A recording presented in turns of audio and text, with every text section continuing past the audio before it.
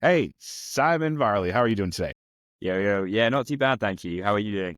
Doing good. And for those of you that are listening, this is the Digitally Native Podcast. I've got my buddy Simon Varley from Give Panel joining me today, specifically to talk about how are we as nonprofits going to be thinking about using Facebook and Instagram or really meta fundraising or social media fundraising as a whole to help further along both the mission, the goals, but then also how, as we head into end of year giving, can we use that to leverage both mission visibility, brand impact, and then also help to drive another additional channel for potential fundraising dollars. But before we get there, Simon, thanks for joining me. I think I've known you for a greater part of maybe a year digitally. We briefly ran into each other at last year's this year's peer-to-peer forum. It seems like yesterday, 2 or 3 years ago now, and really it's always a joy to sit and listen to your fantastic accent as you talk all things social fundraising. How are you? Yeah, you're also dressed up, ready for the fall or autumn, and so I'm slacking with just a t-shirt. I'm very jealous of your whole setup. Simon, give me a little background though about yourself, kind of what you've gone through. You've worked at a handful of nonprofits in addition to where you're currently at Give Panel, and then also what makes you tick in terms of the social fundraising landscape of where you're at right now. Big question. So I think at the core of what I believe in, that fundraising events are fantastic at bringing people together. And on top of the mission that nonprofits have to go and solve, actually bringing people together solves loneliness. And for me, one of my biggest passions is kind of looking at ways that we can combat loneliness. So my entire life, and I mean sort of my entire life from 16, 17 onwards, being involved in mass participation, for want of a better words, sort of community fundraising events has always been like a massive avenue for me. So when I was at university, always tried to run the marathon, couldn't get a spot on the London Marathon. The fundraising targets were pretty sort of, I think it was about $2,500 at the time in GBP. And as a student, I was like, there's no way I'm going to raise that money. Realized you could buy just spaces in like Amsterdam, Budapest, Barcelona, etc. And actually go with a group of mates for about the same cost as it would cost you all to go and run the London Marathon, but you couldn't get into that. So started doing that. Did that for 5 or 6 years in the end, sort of taking large groups of folk away on fundraising events, but to these overseas pretty cool events. And then to me, digital fundraising was kind of the natural progression from that. Everyone talks about COVID being the big shift from sort of physical challenge events to digital challenge events. There was obviously a big shift across that 2-3 year period, but we were seeing it already. There was already more and more people who, for whatever reason, physical events might not have been accessible to them. So actually providing these sort of online community spaces where you could bring people together and see the power of that for fundraising had a lot of the same traits. And as a sort of traditional physical events guy with a background in bringing large groups of people together, I'm not going to say that they replicate the exact same experience, but they do a pretty good job, especially with some of the tools available today at like really recreating that space. So that's been my background. When Facebook fundraising came out, I was actually living in New York trying to build a fundraising platform, bizarrely, which is another story. And Facebook fundraising, as it was for a lot of fundraising platforms and nonprofits, was a bit of a thorn in our side because I was like, well, hang on, I want people to be raising the full amounts through this platform so it's easy to track, easy to measure. This isn't too long ago, but this is back in 2017, 18. I mean, it's 8 years, long enough that the tools are significantly better now. But when I was building that, it was like, well, actually, it's really hard to reconcile if you're raising on Facebook and through this platform, et cetera, et cetera. So I came across my now boss, Nick Byrne, who set up Give Panel. And he was saying, look, Facebook fundraising is sort of the future, like on-platform giving, to meeting your supporters where they are and not trying to drive them to where you want to be. And at the time, I was sort of unsure of that vision. And then 8 or 9 months later, it became increasingly obvious to me that he was sort of onto something. And social giving, which hadn't really been sort of coined as a phrase yet, but social fundraising was going to be a thing. And as you and I know well, through 2020, 2021, Facebook challenges really took off. And that's kind of brings us to today. That's perfect. That's kind of where you and I crossed, right? We had vast experience over the last couple of years with social giving, and really Facebook and Meta properties. And yeah, it's so funny to look back at the history line of Meta as a fundraising quote unquote platform, where I think they kicked things off with their initial kind of way of giving tools all the way back in 2016, 2017. And you're right, like COVID saw a huge jump in adoption, and I think everyone was chasing after that ice bucket challenge magic that ALS managed to capture. And for a while there, it was so great because it was like a Wild West where everyone seemed to be just crushing their fundraising budgets when it came to, because it was largely untapped, right? Now, fast forward to 24, almost 2025 now, I think people are getting a little bit wiser, a little bit smarter, understanding that, hey, this is not a channel to win, and like that it's going to be your primary channel, but it's an additional channel to roll into your standard peer-to-peer events, right? Your physical events, your digital marketing from your website, your donation forms that you're capturing there, and other channels, right? My first question for you, though, obviously we're in the fall time now, and end of year giving is coming around the corner. For a lot of organizations already deep in planning, especially when you think about, I think M&R said there's 30% of most nonprofits' annual fundraising revenue comes in this time block. If nonprofits are not already thinking about how Facebook or Meta properties factor into their campaigns, what's the first step to even think about, hey, how do we even begin to scratch the surface on using Meta to add additional layer? Well, I'm going to take you through the first two steps that I would take if that works. I like to add value. So the first thing I would do, and I see this all the time. I'm based in the UK. I've spent 5 years out in the States. So I have a broad understanding of how I think both cultures work. But actually, the fundraising culture seems to be, we start with an event, or we start with a time of year, or perhaps it's our charity's anniversary. And we sort of build backwards from there. So we say, oh, it's the end of year, we need to come up with a campaign, or it's the 200th or anniversary of our organization, perhaps in the US. And let's run a campaign all year, which is around the $50, give $50, get 50 people signed up on this. And actually, I would say you're starting from the wrong place. So if you start from that fundraising page experience or that campaign idea, you're not starting with your audience. And I know it's very easy to sort of pay lip service to like, oh, we like to be audience led and we like to be data led and we look at our insights. But actually, if you're thinking from, we have to do this, then you're probably coming at it the wrong way. What you should be saying is, our supporters love to give to us because of this, or the reason that we build a community is because the supporters that we have care deeply about this, and then working backwards from there. So I guess my first step would just be to question what you're building this campaign for, because I know we're all sort of at the end of the day have a very tight brief, which is typically you need to bring this many dollars into our organization by the end of this year. And there are pressures put on us because of that. But I still think asking that question of, am I just doing this because I need to raise 30% of my target still by the end of the year? Or am I doing this to provide true value to my supporters and my community base is like a great, great first step. And they aren't that different, but just make sure you're sort of questioning that. And then the second piece that I do, and we talk about this a lot at Give Panel, is if there's going to be paid media dollars involved in your campaign, which if you're doing anything at scale is highly likely, the two places you're probably going to put those dollars are on social media ads and maybe Google ad campaigns as well. And when you do that, just question again, what is the journey that I'm asking my supporters to take between seeing this ad, having that initial sort of spark of interest or initial engagement, and actually driving somewhere where they're going to make a donation or they're going to be asked to take that next step. Because as nonprofits, we're fantastic at looking at someone who's made a donation or looking at someone who set up a fundraising page and then stewarding them on that onward journey, looking at lifetime value. How can we convert these folks to regular givers?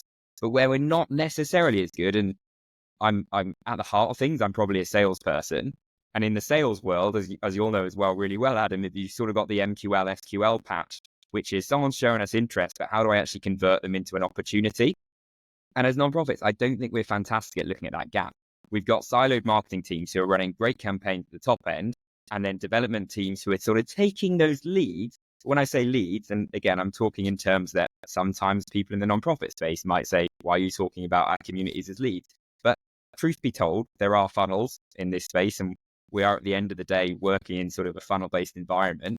So you've got the development team who are picking up leads, but they're not really warm leads. They're converted supporters or donors already. And there is a gap, sort of that activation gap, that nurturing gap between the ad and the conversion. So my second step would be start with your audience, number one. And then number two, look at that ask, look at that journey and think north of the fundraising page or the donation page and say, what is that journey from interest to actually taking that conversion versus just someone's made a conversion. How do I support them beyond that? Yeah, it's a great point too. And I know Nick Stafford does a really great job at kind of coaching through flipping that funnel upside down, where the average donation page on a website will convert anywhere between 13 to maybe 19, maybe 20% at best. But that means if you reframe your thinking, there's 80% of people that maybe show what I'll call donor intent or some sort of intent signal. And there could be a lot of different reasons and ways that do that, but there's still 80% of people that we could go reach as a nonprofit, right?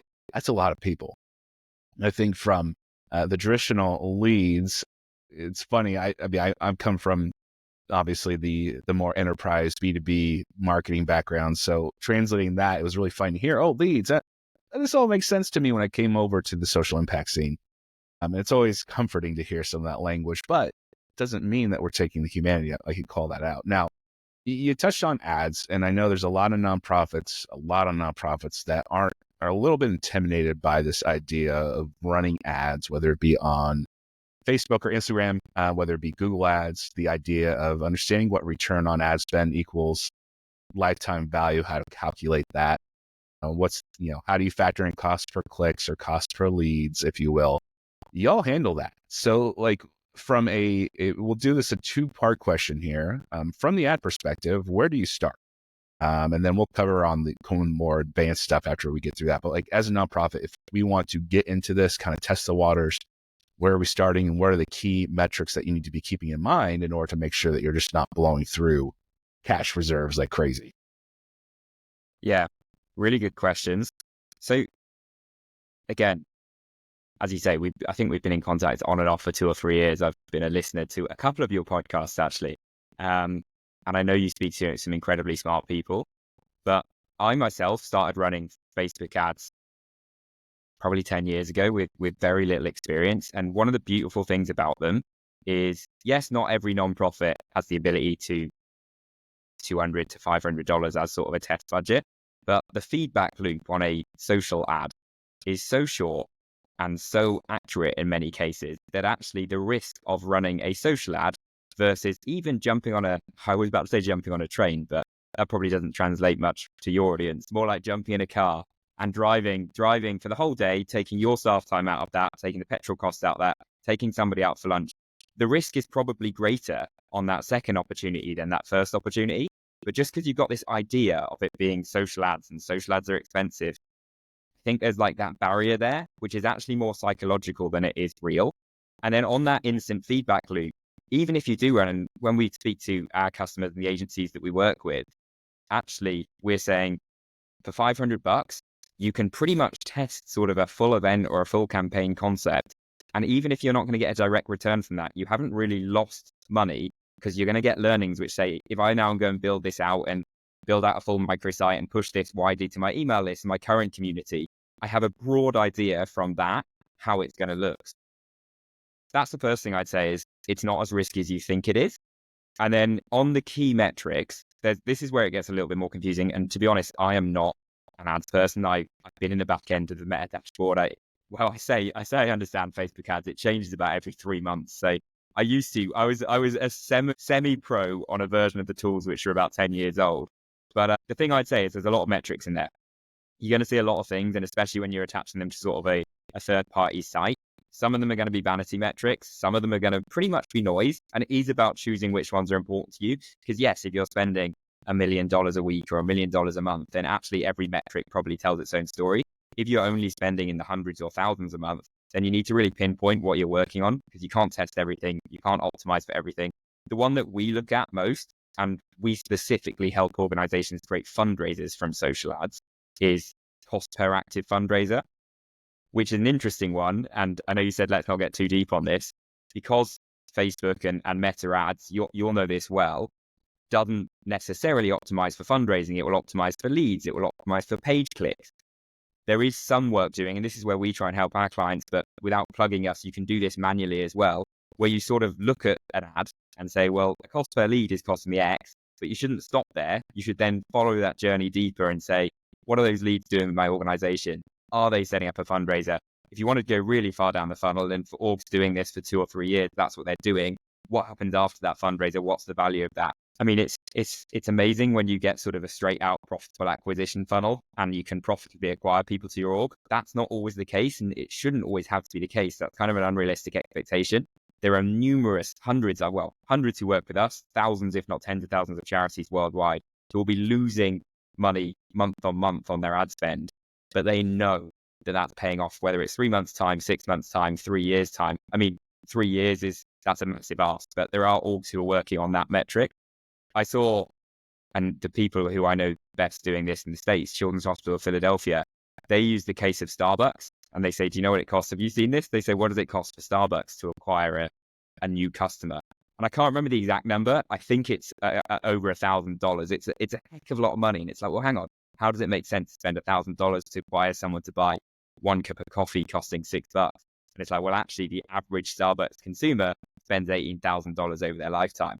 So we're not very good at speaking that way in the nonprofit space, but not every campaign has to be sort of a smash hit where you say, this is the dollar in, this is the dollar out in order for it to be a success. Yeah, I won't even cop to how much Starbucks I drink. I've gotten better. I got an espresso machine, so like I make it at home. But like, yes, there is absolutely one of those I ran on beans. But that's such an important thing to outline here, because it's the same in the B2B side. Is that I just got an email in my box this morning that it takes 2 to 3, maybe 400 touches, impressions, and impressions can be a social post, it could be seeing an ad, it could be clicking an ad, it could be attending an event. Before someone even starts to think about considering working with you, or in this case, supporting a mission, right? So a lot of those times, I've seen so many nonprofits go into launching ads for the first time thinking it's going to boost their donation conversions by 1,000% right away. It might. You might have a campaign. I know the Trevor Project ran a Facebook fundraising campaign and just blew it out of the water, like $1.3 million a couple of years ago. I'd say that's the exception to the rule. A lot more organizations are going to have to build their mission, their brand impact across new people. They're going to have to be able to have the patience to know that, hey, it will be a slow build over time, but it takes commitment to knowing that, hey, this is an investment in the future of the mission and the future of the brand. That's a tough thing to do when you're pressed as a nonprofit professional to deliver those month over month, quarter over quarter, year over year fundraising goals. A lot of people don't always have the time to do that. Now, you mentioned something interesting, and I don't, this idea of what I refer to as like a, customer lifetime value, or in this case, a donor lifetime value. There's a lot of different ways people say that. Without technology, is there a way to actually kind of calculate that? Or is that something that you kind of want to at least have an understanding, maybe in a CRM or otherwheres, to start to understand that, pull together what that cost looks like for a nonprofit? Yeah, I mean, that's $1 million question. I mean, it depends where your definition of technology stops, but you can do it in a Google Sheet or an Excel. I think we have customers who don't actually, I think it's few and far between now, but we have customers who won't be paying for a CRM, and actually they're sort of using GivePanel as a little bit of CRM. And in those cases, there's sort of 100 or 1,000 records where it's possible to do. On the other end of the spectrum, we also have organizations who are sort of going deep into Excel and Google Sheets and doing VLOOKUPs and comparing their leads to their fundraisers and doing it that way. So yes, there is ways to do it without technology. It's going to take you some time. And that's, so when you say sort of there's 2 tiers, I think that's that level of when you're starting to spend enough on digital ads that you really do want to eke out that 20% or 30% more of a return, because there's going to be an investment. There's a lovely phrase that I heard the other day about knocking on the door of opportunity, and often the person who opens the door is just more work. And I heard that and I was like, that's very true, because again, to your point, back in 2022, when social challenges and Facebook challenges particularly were absolutely flying, it was a bit of a no-brainer. People were investing in. There was, well, I think a couple of billion now is the statistic raised through Facebook challenges alone. And it was, yeah, for want of a better word, as much as it's possible in the nonprofit space, a bit of a no-brainer. Whereas now, they're still incredibly successful events for the orgs who are investing in them, but it's no longer just, well, you turn on an ad, you turn on a Facebook group, and you connect it with a fundraising platform. It's, look, you can still get a return on these, but you need to be looking at your supporters and what that journey looks like, both before they sign up and after they sign up as well. Yeah, that's a good point. I think that brings in the idea of what challenges on Facebook. And this is a major event, almost seems like a digital peer-to-peer event, as opposed to like my issues with Facebook. But these were the things over the last, I'll say maybe 3, 4, 5 years, where you would stand up this like event digitally. The whole goal was to bring people in to fundraise, recruit, do that social, like basically amplification that you get out of a peer-to-peer event. But you open it up to more of a less regional or less in person, and you get, larger expansion of that impact. But there's a thing called oversaturation, Simon. As you have seen over the years, is that still a thing of too many challenges across too many nonprofits? And, is there a point where it's like too much is too much? Yeah, I think there is. The oversaturation is definitely a thing too, and I would agree with that. I used to speak to my customers and say, well, look, Facebook ads aren't a new thing. Facebook group challenges are, yes, a new thing. They're not anymore, but they were at the time. But you are still playing in the same field as anyone else running Facebook ads to recruit people to be fundraisers. So I think that oversaturation with Facebook group challenges was a little bit overemphasized. What I really think we've seen, and we see this now, and the reason that when we first started speaking recently, a couple of weeks ago, sort of we were looking at if there was a partnership here, is because we're saying to all of our customers now, like, you do need to think beyond Facebook. Like, whilst Facebook ads and Facebook groups are still working as tools, actually, we know, and we hear this from Meta, like they had their year of efficiency, they stripped back their social impact tool. That tool isn't as good as it used to be anymore. And actually, a lot of third-party platforms have caught up and sort of really closed that gap with how native it feels. So oversaturation, yes, it's something to be considered, and there are busier months and quieter months, but really, again, it comes on scale. If you're spending millions, that's something you really need to look at. If you're running a first-time event or spending just a couple of thousands or a couple of tens of thousands, probably not something that's going to impact your result hugely on that first event. Where we are really seeing a difference, though, is you'll know this as well as I do with social challenges. About a fifth of the supporters are typically repeat fundraisers to the organization now, because this has been around for a while.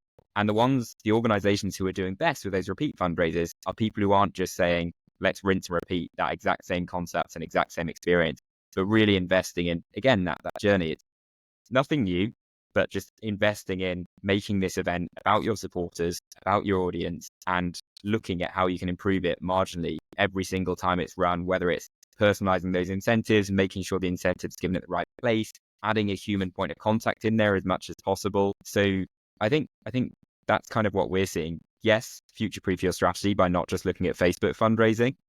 Don't forget the lessons that we learned from social challenges, sort of focusing on that top end, giving community first, not building a lemonade stand in the desert, etc. But also look at that experience. This isn't just somewhere you're going to put $1 in and get $2 out anymore. You need to be providing value at every step. Yeah, to that point, I think oversaturation is probably not the right word. You're seeing donors and potential donors just change their support habits or the way that they want to interact with your brand. And to that point, you still have those sticky supporters who love their Facebook community groups, who love fundraising on Facebook and donating if you have things and tools set up to do that too. Because there is a difference. I learned that very quickly at my time over the last couple of years. But you nailed it, right? It's another channel for effective digital fundraising, what it comes down to. It's the reason why websites will never die. It's the reason why emails, even though everyone says stats are declining, it'll never die. Like people love their emails, and Exactly. just maybe not at the clip that they used to perform. It's almost being nonprofit, having been nonprofit side myself and still working very closely. This is almost the frustrating thing. The reality is, and the truth is, you almost need sort of a smattering of yourself on all of these social networks. But it's not just about being where the audiences are as well, but also your audiences will want to use different tools.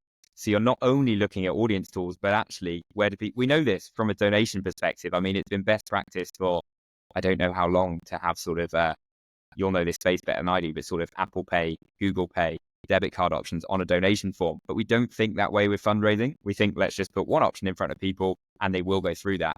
So it's frustrating to hear it, but actually for your different audiences and for your different personas, some of them will want to fundraise here, some of them want to fundraise here, some of them want to fundraise here. So again, when you do create that campaign, as much as possible, you should be thinking about, where am I sending this out to and how can I make it as frictionless for that support group?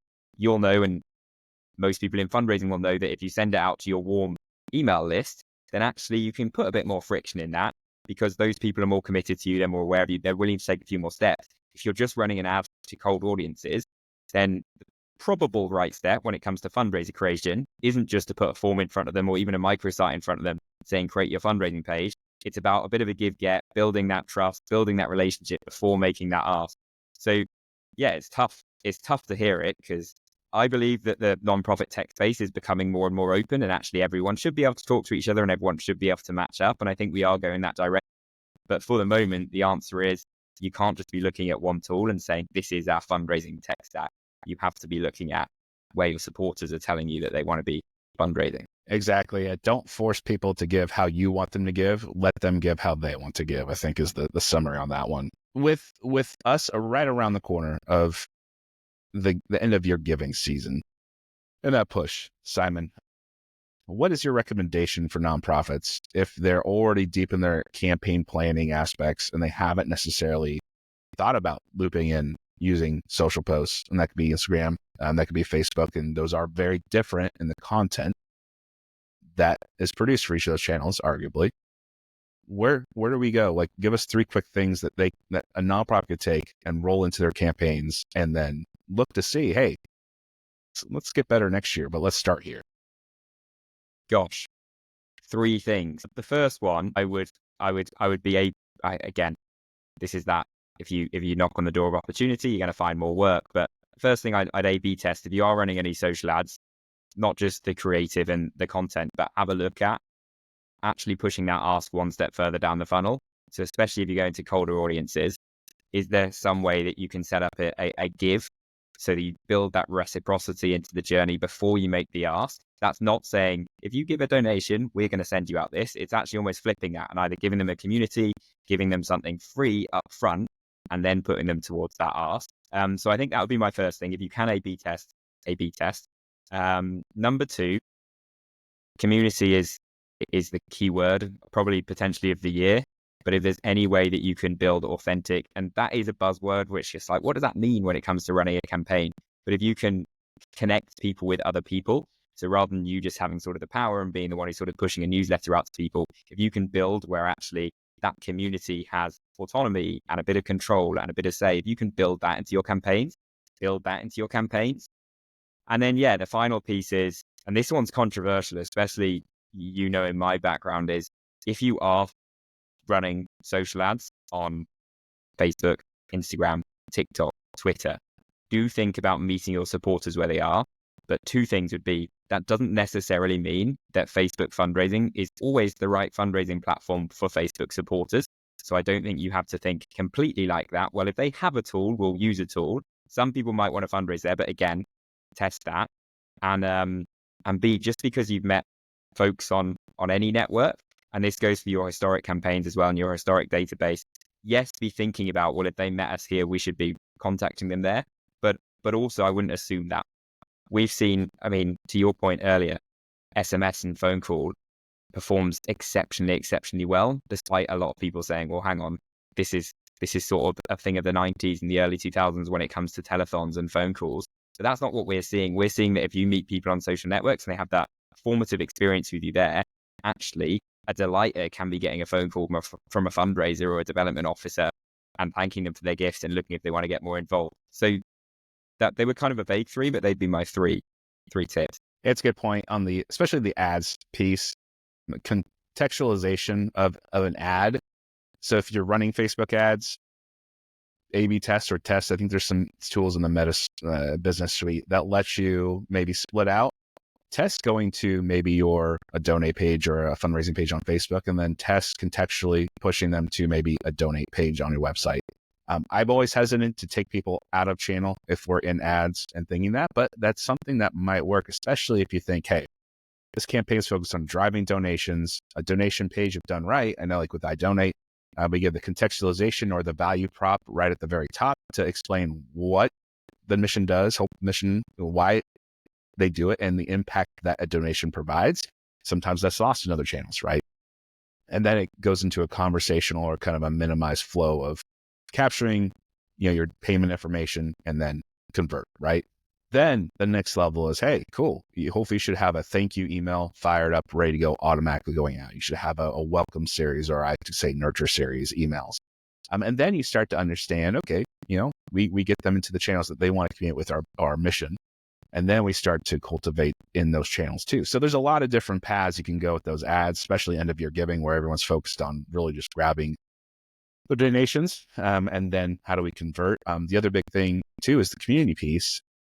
Authentic is always like, was that just a silly buzzword? But I think if done right, it's genuine connection. We're all humans.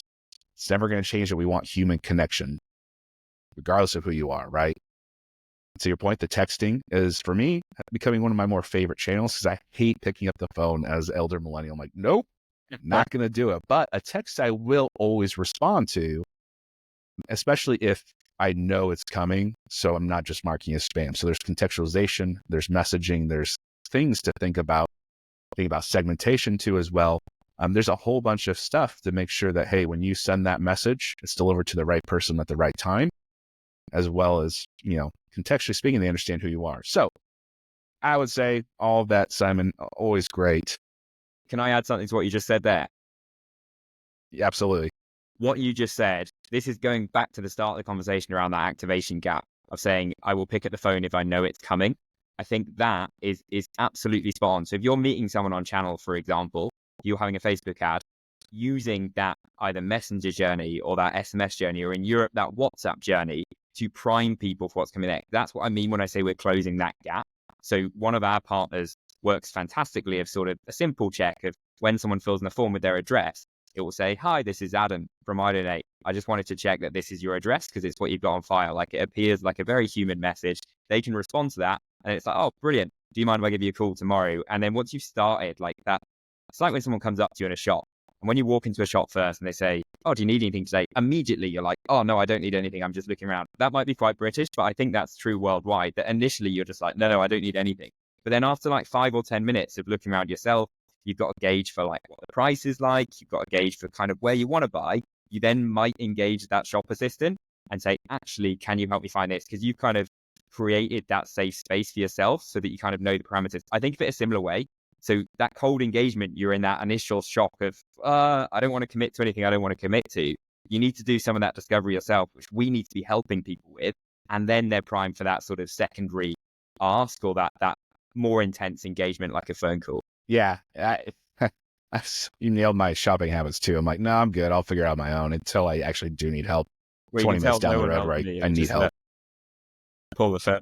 Oh, man. Simon, I want to thank you for dropping in and sharing so much valuable insight around Meta, social media, how to approach ads, how to not get too deep into the weeds, but like some of the core things that nonprofits should be thinking about if they want to get into the ad game, as well as, hey, ultimately, it feels like even though it's digital tools we're talking about, it still comes back to a one-on-one, authentic human connection with each other, and to build those relationships over time.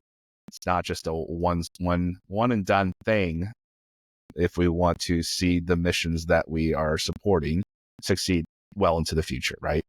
Any closing thoughts before we sign off, Simon? No, I really appreciate it. As I said throughout, sometimes the language I use is very much marketing and sales focused.